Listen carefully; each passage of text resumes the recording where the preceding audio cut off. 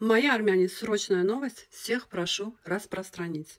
Я видео начну с русского языка, а потом продолжу на армянском языке, чтобы и те, кто русский не понимает, понимали, о чем речь, и те, кто армянский не понимает, понимали, о чем речь. Сейчас тот момент, когда мы вместе должны собраться.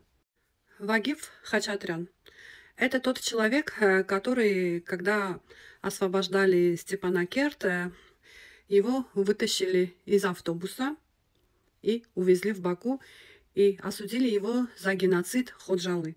Чтобы вы понимали, геноцид Ходжалы, там погибло всего лишь несколько людей. То есть армянский геноцид 1,5 миллиона не приветствуется азербайджанцами, а вот 100-200 человек, которые погибли во время войны, не побоюсь этого слова сказать, потому что в 91-е годы была война между Арменией и Азербайджаном, и те люди, которые участвовали на войне, их никак нельзя обвинять в геноциде, потому что они защищали свои территории и свои земли. Ну, у Азербайджана, как мы все видим, своя политика. Сегодня поступили новости из Азербайджана, что этот человек находится в реанимации. По некоторым моим данным, его уже нету в живых. Очень хочется поверить, что это неправда, и он до сих пор жив, но я требую, чтобы нам показали его живым и невредимым. И весь мой народ сейчас будет этого требовать в комментариях тоже. Я сейчас попрошу своего народа в комментариях написать, могут ли быть такие совпадения. Его обвиняют в геноциде 22 декабря 1991 года. Вот, пожалуйста. И ему резко становится плохо тоже 22 декабря, только 25 года. Таких совпадений бывает, ребята? Я думаю, что это не совпадение. Все мы прекрасно понимаем, что с ним могло случиться.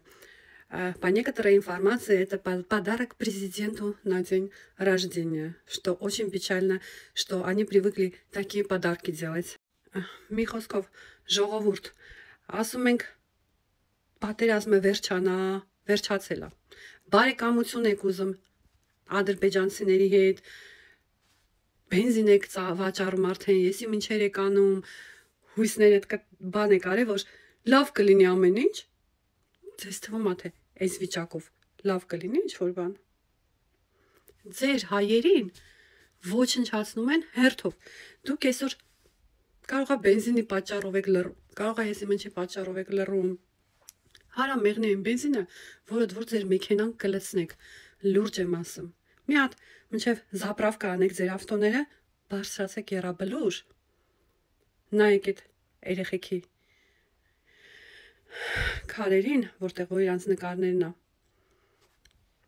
ու մտածեք, արժե այդ բենզինը լցնել, թե չէ։ Այդ բենզինի գինը շատ թանկ է, կյանքերով է տրվել։ Խայցա այն մարդիկ, ովքեր կլցնեն, ուր է իրանց գաղափար, որ այդքան մտածեն։ Մի խոսքով, մեր կառավարությանը խնդրում ենք զբաղվել այդ հարցով, տեսնենք մեր հայերի վիճակը Ադրբեջանի բանտերում ինչպիսին են։ Ես հասկանում եմ, որ ձեզ իրանք ընդհանրապես հետաքրքիր չեն, բայց իրանք մերոնք են։ Դուք պետքա վաղուց իրանց վերածեղնեիք Հայաստան, եթե ինչ-որ դատելու բաներ էլ կար, մենք իրավունք ունենք, ոչ թե ադրբեջանցին։ Հələ մի հատ ադրբեջանցու բերեք Հայաստանում դատեք, էլի, թե այտենց ադրբեջանցի չի եղել, որ հայասպան է։ Կարակ ասեք, չի եղել այտենց ադրբեջանցի, որ հայասպան է։ Ինչ է այսօրվա հայկական բանտերում մի հատ ադրբեջանցի դեղապետի չկա։ Կարակ այդ հարցը պատասխանեք։